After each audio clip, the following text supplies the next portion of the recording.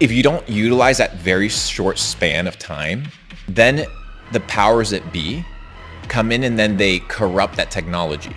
Look at the word, the etymological use, and the kind of popularity of the word thinking or to think, and how often people utilize that word. Now it's often people just sit down and think about it.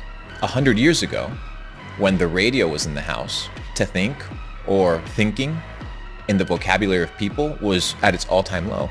Why? Because the machine was telling people what to think. So you didn't have to worry about it. But for a period of time, there was a little gap. There was freedom. People were like, hey, you know what? I can tune into a couple radio stations, but then the government's like, hey, there's 10 million, 100 million people listening to this. Let's give them 20 stations. Apparent choices of freedom, right? Apparent choices of freedom. Then what was introduced?